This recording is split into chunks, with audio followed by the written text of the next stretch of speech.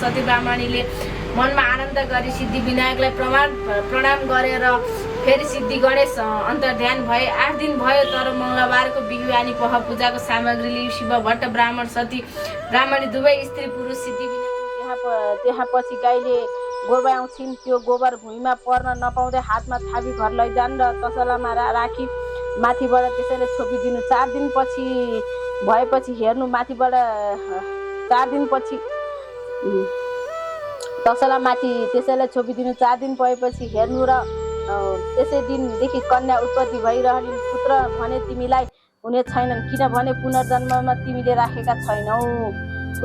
यति गणेशको आज्ञा गरेपछि शिव भट्ट ब्राह्मणले र सतीले ब्राह्मणीले हस् भनी खुसी भई साष्टाङ्ग प्रणाम गरी घर फिरे। गणेश पनि अन्तर्ध्यान भएर उसका 8 दिनपछि मङ्गलबार बिहान सब पूजाको सामग्री लिई शिव भट्ट ब्राह्मण र स्त्री पुरुष दुवै विनायक स्थानमा गएर सिद्धि विनायकको पूजा गर्न लाग्दा गाई आई हेरिरहन् र त्योदेखि गणेशले पूजा गरिसकी गाईको मुख हेरिरहे पूजा गरे, प्रणाम गरे। तब गाईले गोब्र्याइन् र शिव भट्ट ब्रह्माले त्यो गोबर भुइँमा पर्न नपाई हातमा थापी लिएर सिद्धि विनायकलाई परिक्रमा गरे। दुवै स्त्री पुरुष घर गई त्यो गोबर तसलामा राखी त्यसैले छोपिदिएर गाई पनि अन्तर्ध्यान भइन्। 4 दिन भए तसलामाथि छोपेको तसला झुकी हेर्दा त्यसै गोबरदेखि कन्या उत्पन्न भइरहेको देखे। कस्ती कन्या भने मध्यकालमा सूर्यको जस्तो तेज भएकी, पूर्णमासीको चन्द्रमा जस्तो मुख भएकी, बासुकी नागको जस्तो हात भएकी, बाघका जस्ता कम्मर भएकी, हात्तीका सुँड जस्तो उर भएकी, पद्मापत्र जस्तो नेत्र भएकी, गरुडका केश जस्तो केश भएकी, सावित्रीका जस्ता पैताला भएकी यस्ती परम सुन्दरी कन्यालाई देखि शिव भट्ट ब्राह्मण र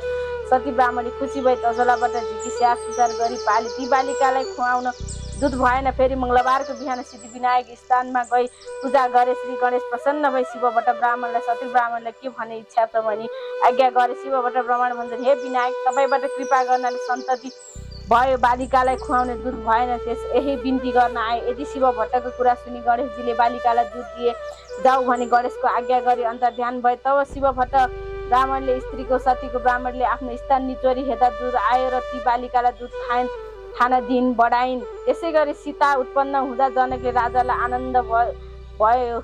त्यसै त्यहाँ सन्तान उत्पन्न हुँदा शिव भट्ट ब्राह्मण र सती ब्राह्मणीलाई आनन्द भयो।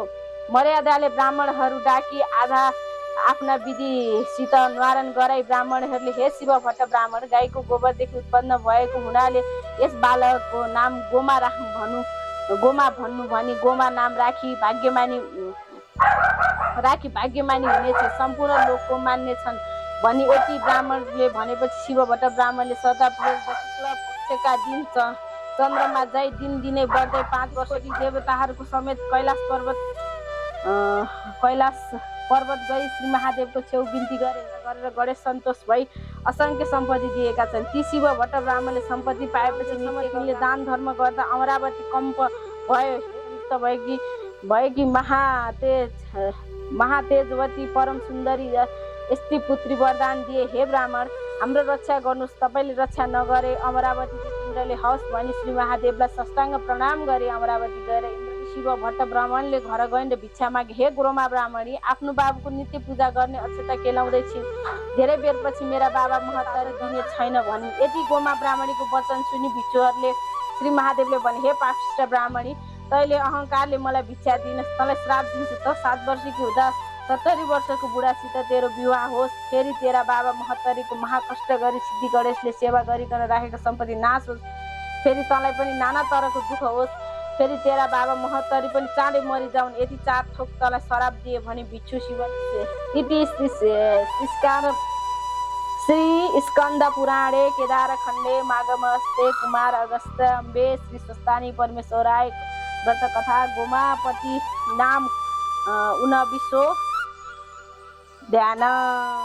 ओम उपनेत मंगलवार सकल जन मंगलाय श्रीमान दीर्घ किरणा योगित नव निलीन दल निवेक्षण श्रीकृष्ण काले वर्षन्तु पर्जन्य पृथ्वी सस्यशालिनी सुसर हितो ब्रह्माण्ड सन्तु निर्भय अपुत्र पुत्रिणी सन्तु पुत्र सन्तु पुत्रिणा निर्धन साधना सन्तु जीवन्तु शारदा शतम तत्रैव गंगा यमुना चक्र गोदावरी सिन्धु सरस्वती च तीर्थानि सर्वाणि वसन्ति तत्र यथा जीवोद्धार कथा प्रसंग या कुन्देन्दु तुषार हार धवला या शुभ पत्राविदा याम बुढा वटगन्ध मुनिका करायाम स्वयं पद्मसनायाम ब्रह्मा शिव शंकर प्रभृति देवे सदा वंदिता जामु पात सरस्वती भगवती शेष जड़ायपा कायन वाचा मनसिंद्रेन्द्रि वे विद्यात् मानव विशिष्ट प्रकृति स्वभावत करोमि यद्यपि सकल परस्मै नारायणेति समर्पयामि तत अनंत चेतसा भक्त श्रुत यच्च कथामृतं समर्पयामि तत्सर्व स्वस्तानि परमेश्वराय नमः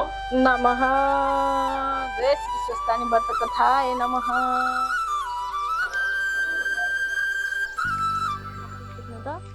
मेरो प्रभुनाथहरूको तानी व्रत कथाय नमः नमः। यो धुपहरू आएको सब लिनु त बाबा। यो आरती त लिइसक्नु हो नि त भगवानहरूको त लिनु अलि नजिकबाट लिनु न। लक्ष्मी माताको नदेख्नु पर्यो नि। आउनु नजिक आउनु। मेरो भगवान फोटो राम्रोसँग खिचिदिनु।